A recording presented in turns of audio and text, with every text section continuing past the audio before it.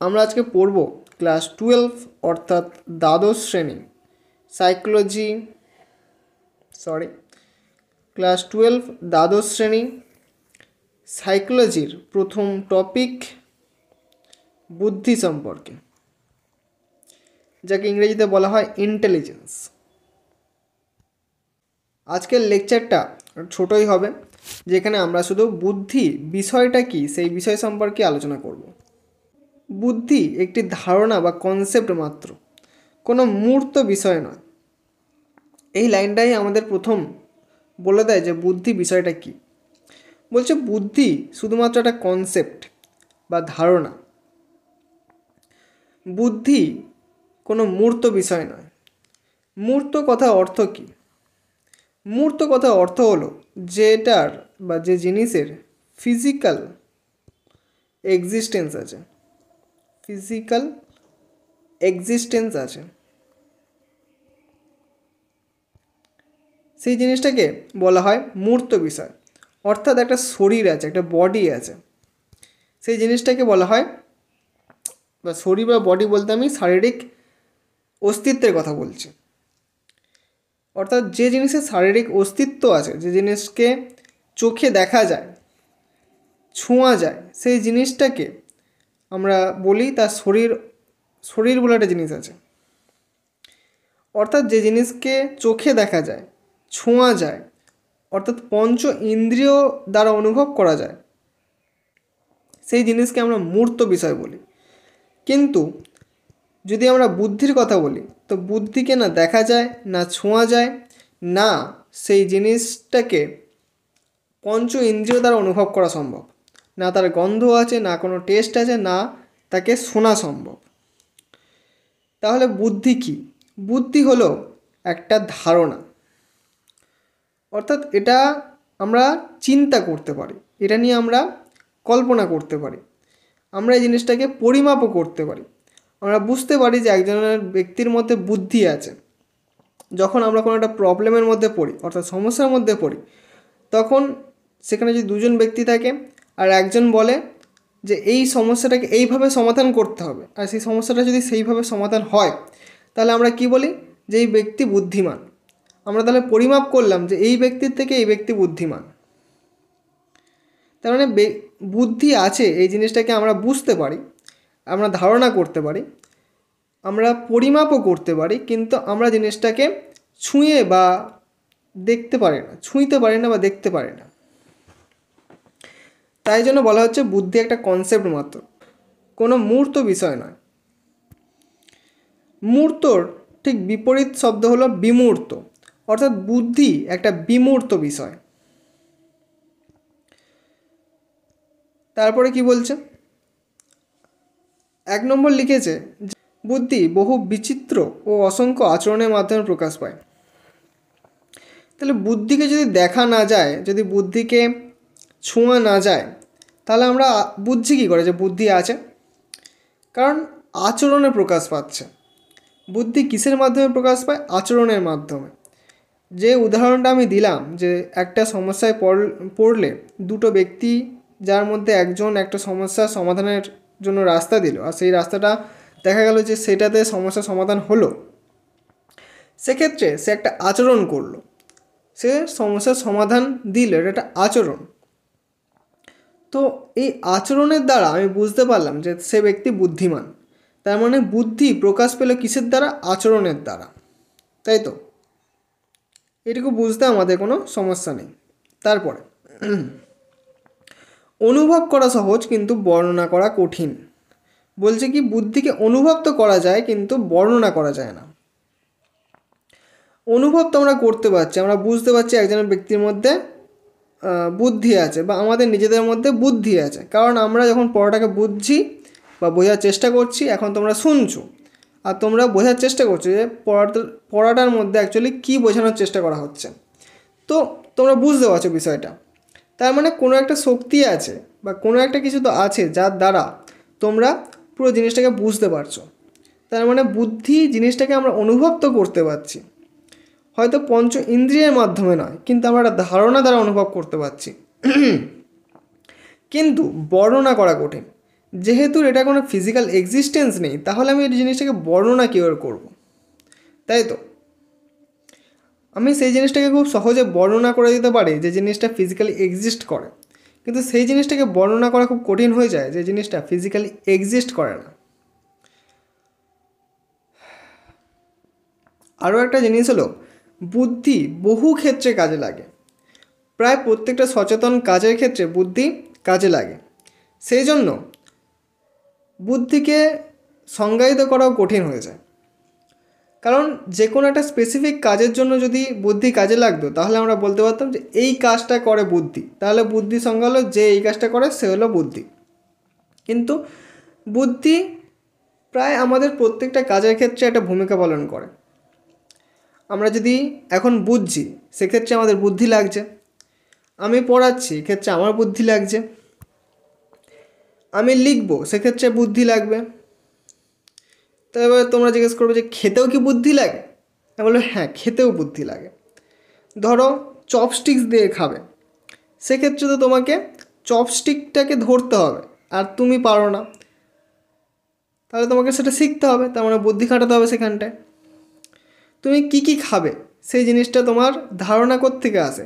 বুদ্ধি থেকে, তাই তো? ওকে,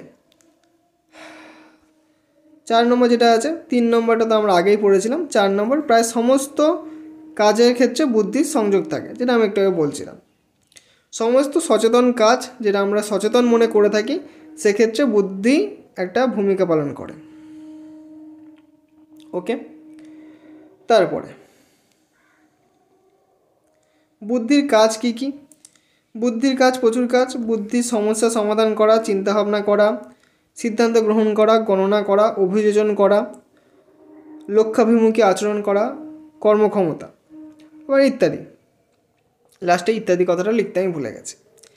সমস্যা সমাধান করা, অবশ্যই, যেটা আমি প্রথমে একটা উদাহরণ দিয়ে বললাম, যে আমরা নর্মালি জিনিসটাকে বুঝি যে ব্যক্তি সমস্যার সমাধান যত ভালো করতে পারে সেই ব্যক্তি তত বুদ্ধিমান।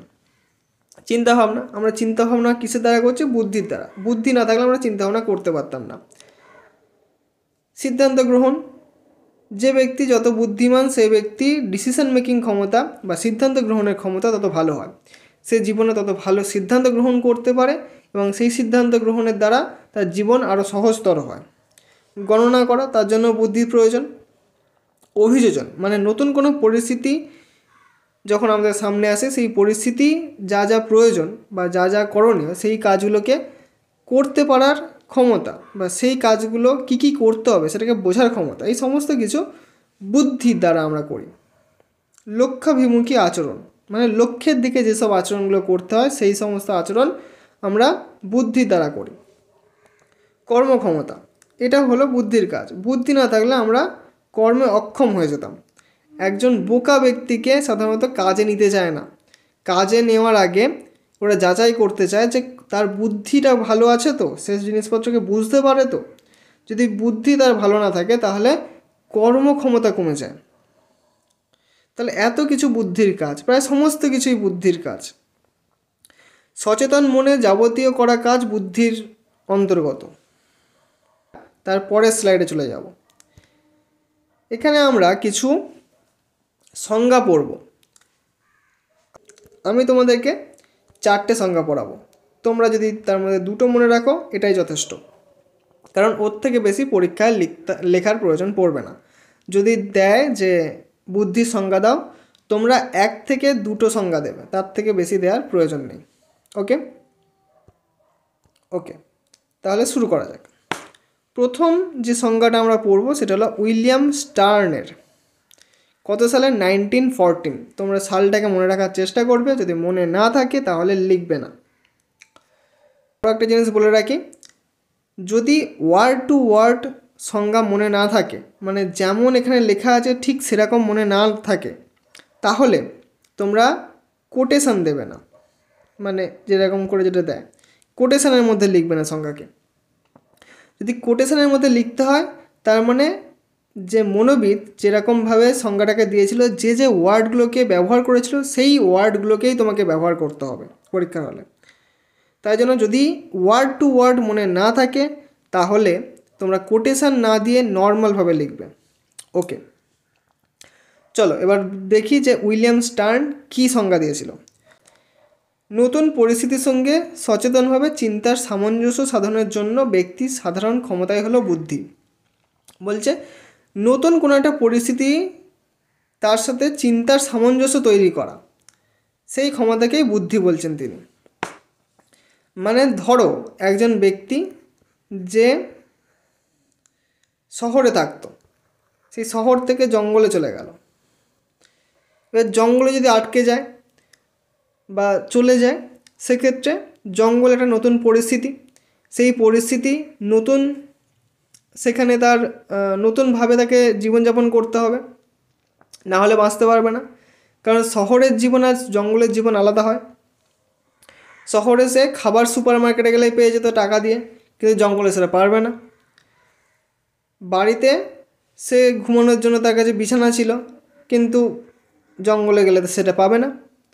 তাহলে নতুন পরিস্থিতি অর্থাৎ জঙ্গলে তাকে নতুনভাবে ভাবনা চিন্তা করতে হবে, নতুনভাবে তাকে দেখতে হবে, নতুন আচরণ করতে হবে সেখানে। সেই আচরণ করার যে ক্ষমতা, সেটাকেই বলা হচ্ছে বুদ্ধি, উইলিয়াম স্টার্নের মতে। অন্যত্র উইলিয়াম স্টার্ন বলেন যে জীবনের নতুন সমস্যা ও পরিস্থিতির সঙ্গে অভিযোজন করার সাধারণ মানসিক ক্ষমতাই হলো বুদ্ধি। এটা আরেকটা সংজ্ঞা যেটা উইলিয়াম স্টার্ন দিয়েছিলেন, মানে অন্যভাবে আর কি লিখেছিলেন, যেখানে তিনি বুদ্ধিকে সাধারণ মানসিক ক্ষমতা অভিহিত করেছেন। এখানটায় সাধারণ ক্ষমতা লিখেছিলেন, আর এক্ষেত্রে সাধারণ মানসিক ক্ষমতা লিখেছেন। এইটুকুই যা পার্থক্য আছে, বাকি কোনো পার্থক্য নেই। তোমরা চাইলে যে কোনো একটা সংজ্ঞা এখান থেকে মনে রাখতে পারো, ওটাই যথেষ্ট। ওকে, তারপরে আমরা পরবর্তী সংজ্ঞায় চলে যাব, সেটা হলো টারম্যানের। টারম্যান বলেন বুদ্ধি হলো বিমূর্ত চিন্তা করবার ক্ষমতা বা বিমূর্ত চিন্তা করবার শক্তি। বিমূর্ত কথাটাকে আমি একটু আগেই আলোচনা করছিলাম। বিমূর্ত মানে যেটার ফিজিক্যাল এক্সিস্টেন্স নেই, শুধুমাত্র সেই জিনিসটা আমরা কল্পনা করতে পারি বা ধারণা করতে পারি, সেই জিনিসটাকে বিমূর্ত জিনিস বলা হয়, বিমূর্ত বিষয় বলা হয়। একটা বিমূর্ত বিষয়ের উদাহরণ দিতে পারবে? একটা বিমূর্ত বিষয়ের উদাহরণ হলো সম্মান। তুমি বলবে কী করে? কারণ সম্মান অ্যাকচুয়ালি একটা ধারণা, এটা এমন কিছু নয় যেটাকে আমরা হাতে ধরে কাউকে দিতে পারি, সেটা কোনো ফিজিক্যাল এক্সিস্টেন্স নেই। আমরা জিনিসটাকে অনুভব করি নিজের মনের মধ্যে, আর সেটাকে নিজের আচরণের মাধ্যমে প্রদর্শন করি। আমাদের বাঙালিরা পায়ে ছোঁয়, বা কেউ যখন অ্যাওয়ার্ড নেওয়ার মতো জায়গা হয়, তখন তাকে একটা পুরস্কার দেওয়া হয়, সেটাও সম্মান। যখন কোনো একটা বয়স্ক ব্যক্তি, সিঙ্গার বা কেউ কোনো পুরস্কার পান, তার গায়ে একটা চাদর জড়ানো হয়, সেটাও একটা সম্মান দেওয়ার পদ্ধতি। তো এই যে আচরণ, এই আচরণের মাধ্যমে আমরা সম্মানকে প্রদর্শন করি, কিন্তু সম্মান কোনো কিছু ফিজিক্যালি এক্সিস্ট করে না।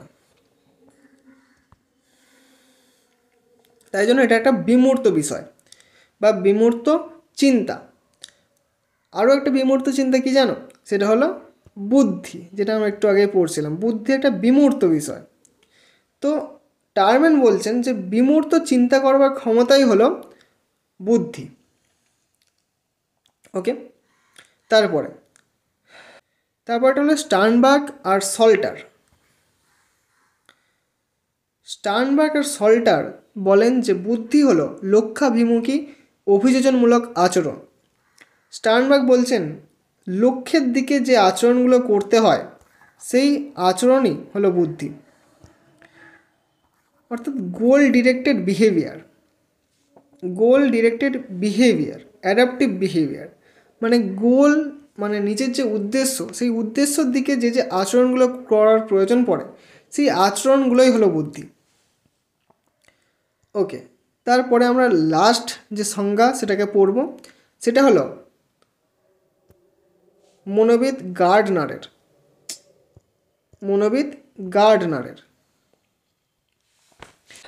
মনোবিদ গার্ডনার বলেন যে বাস্তব জীবনে ব্যক্তি যে যে সমস্যার সম্মুখীন হয় সেগুলি সমাধানের সামর্থ্য।